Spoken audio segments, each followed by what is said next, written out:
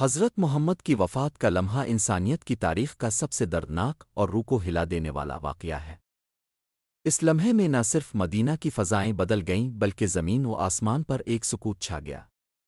ہر مومن کا دل غم سے بھر گیا اور آنکھیں اشکبار ہو گئیں۔ آپ کی رحلت کے بعد جب صحابہ کرام نے آپ کو آخری غسل دینے کا وقت پایا تو اس وقت ایک عظیم الشان معجزہ پیش آیا جس نے سب کے دلوں کو لرزا دیا اور ایمان کو تازگی بخشی۔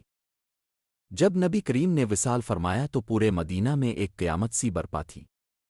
ہر زبان پر ایک ہی جملہ تھا کہ کیا واقعی ہمارے آقا دنیا سے تشریف لے گئے۔ حضرت عمر کو یقین ہی نہیں آ رہا تھا، وہ تلوار لے کر کہنے لگے کہ جو کوئی یہ کہے گا کہ نبی وفات پا گئے ہیں میں اس کا سر قلم کر دوں گا۔ لیکن جب حضرت ابو بکر صدیق نے حجرہ مبارک میں داخل ہو کر چہرہ اقدس سے کپڑا ہٹایا تو اپنی آنکھوں سے دیکھا کہ رسول اللہ کا چہرہ ایسے پرنور ہے جیسے سویا ہوا شخص ہو۔ انہوں نے پیار سے چہرہ مبارک کو بوسہ دیا اور فرمایا کہ رسول اللہ اب زندہ تھے تو بھی پاک تھے اور آج بھی پاکیزہ ہے۔ اسی کے بعد غسل کی تیاری شروع ہوئی۔ صحابہ کرام میں یہ بحث ہوئی کہ نبی کے جسم مبارک کا لباس اتارا جائے یا نہیں، کیونکہ عام میتوں کی طرح ان کو غسل دینا ممکن نہیں لگتا تھا۔ سب کے دلوں میں ایک ہی سوال تھا کہ ہم کیسے نبی کے جسم کو چھو سکتے ہیں۔ اسی وقت اللہ تعالیٰ نے ایک ایسا معجزہ ظاہر فرمایا جس نے تمام صحابہ کے دلوں کو مطمئن کر دیا۔ روایات میں آتا ہے کہ نبی کریم کے جسم اطہر سے ایک خوبصورت خوشبو پھوٹ رہی تھی جو دنیا کی کسی خوشبو سے مشابہت نہیں رکھتی تھی۔ وہ مہک ایسی تھی جیسے جنت کے دروازے کھل گئے ہوں۔ حضرت علی، حضرت عباس، حضرت فضل بن عباس اور حضرت اسامہ بن زید کو یہ سعادت نصیب ہوئی کہ وہ آپ کو غسل دینے والے تھے۔ جب وہ آپ کے جسم مبارک کے قریب آئے تو ان کے دلوں میں خیال آیا کہ اگر ہمیں معلوم ہو جائے کہ نبی کو کیسے غسل دینا ہے تو ہم بے خوف ہو کر سکیں۔ اسی لمحے ایک آواز سنائی دی جو حجرے کے اندر سے آئی۔ وہ آواز کسی انسان کی نہیں تھی بلکہ غیب سے آئی ہوئی آواز تھی۔ اس میں کہا گیا کہ نبی کو ان کے کپڑوں کے اوپر سے غسل دو۔ جب صحابہ نے یہ سنا تو ان کے دل سکون سے بھر گئے اور وہ فوراً حکم کے مطابق آپ کے کپڑوں کے اوپر سے غسل دینے لگے۔ یہ وہ معجزہ تھا جس نے ثابت کر دیا کہ نبی کی شان عام انسانوں کی طرح نہیں۔ اللہ تعالیٰ نے آپ کے جسم اطہر کو ہر نجاست، ہر آلودگی سے ہمیشہ کے لیے پاک رکھا۔ آپ کی حیات میں بھی اب پاکیزگی کی اعلیٰ ترین مثال تھے اور وصال کے بعد بھی وہ پاکیزگی باقی رہی۔ جب غسل شروع ہوا تو پانی کے ہر قطرے کے ساتھ ایک خوشبو پھیل رہی تھی۔ حضرت علی فرماتے ہیں کہ میں نے کبھی ایسی خوشبو نہ دیکھی نہ سونگھی۔ آپ کے جسم سے پسینہ آ رہا تھا جو مشک کی طرح خوشبودار تھا۔ حضرت علی کہتے ہیں کہ میں نے وہ پسینہ اپنے جسم پر لگایا تاکہ اس کی برکت مجھے حاصل ہو۔ جب غسل مکمل ہوا تو صحابہ کرام نے دیکھا کہ نبی کے چہرے پر ایک ہلکی مسکراہٹ ہے۔ ایسا لگ رہا تھا جیسے اب زندہ ہے اور امت کی حالت دیکھ رہے ہیں۔ حضرت علی فرماتے ہیں کہ نبی کے جسم مبارک کو حرکت دینے کی ضرورت نہیں پڑی، وہ خود بخود ایسے رخ بدلتا گیا جیسے کوئی زندہ جسم ہو۔ جب ایک طرف سے پانی بہایا جاتا تو دوسری طرف سے جسم خود مڑ جاتا۔ یہ منظر دیکھ کر صحابہ کرام پر سکتہ طاری ہو گیا۔ ان کے دلوں میں یقین پیدا ہو گیا کہ یہ کوئی عام موت نہیں بلکہ ایک رحمت بھری جدائی ہے۔ ایک اور روایت میں آتا ہے کہ جب نبی کو غسل دیا جا رہا تھا تو فرشتے حجرے کے باہر جمع تھے۔ ان کے پروں کی آواز ایسی تھی جیسے نرم ہوا کے جھونکے چل رہے ہوں۔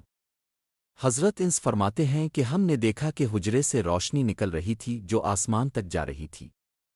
ایسا لگ رہا تھا جیسے آسمان و زمین کے درمیان کوئی نورانی راستہ بن گیا ہو۔ نبی کے جسم مبارک پر جب پانی ڈالا گیا تو وہ پانی نور بن کر چمکنے لگا۔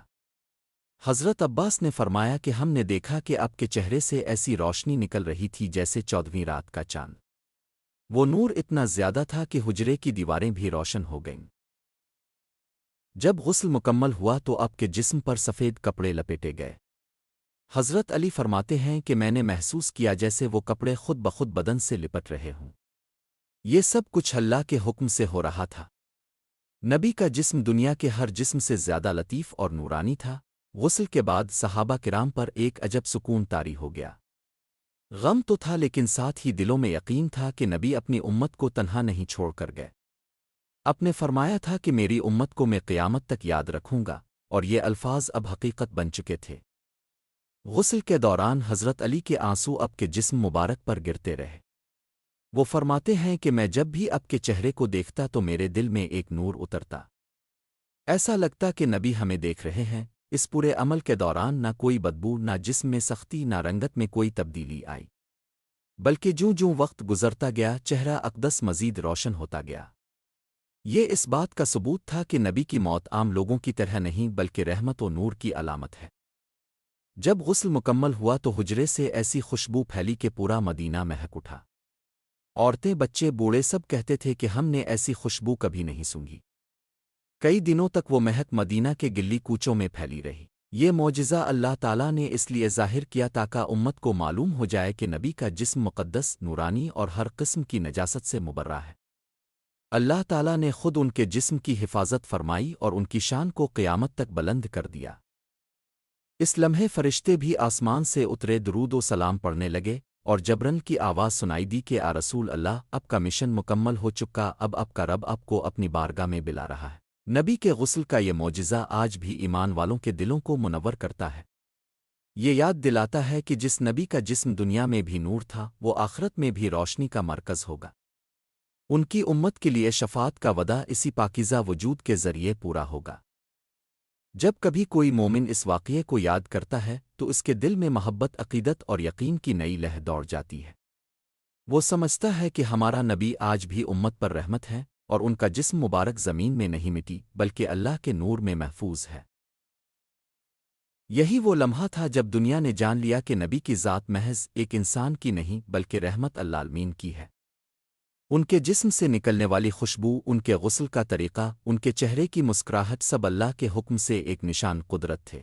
انسان جب ایمان کی آنکھ سے دیکھتا ہے تو سمجھتا ہے کہ اللہ نے اپنے محبوب کے لیے وہ عزت رکھی ہے جو کسی اور کے حصے میں نہیں آئی۔ اور یہی ایمان کا سب سے بڑا راز ہے کہ نبی کی ذات آج بھی ہمارے درمیان نور بن کر موجود ہے۔ یہ معجزہ اس بات کی گواہی دیتا ہے کہ نبی کی شان قیامت تک بلند ہے۔ وہ دنیا سے ظاہری طور پر تشریف لے گئے، مگر ان کا نور، ان کی خوشبو، ان کی رحمت، ان کی شفاعت ہمیشہ باقی رہے گی۔ یہی ایمان کی طاقت ہے کہ جب بھی امت نبی کا نام لیتی ہے تو دلوں میں سکون، روح میں تازگی اور آنکھوں میں روشنی بھر جاتی ہے۔ اور یہ سب اسی عظیم لمحے کی برکت ہے جب نبی کو آخری بار غسل دیا گیا اور اللہ تعالیٰ نے اپنی قدرت کا جلوہ دکھایا۔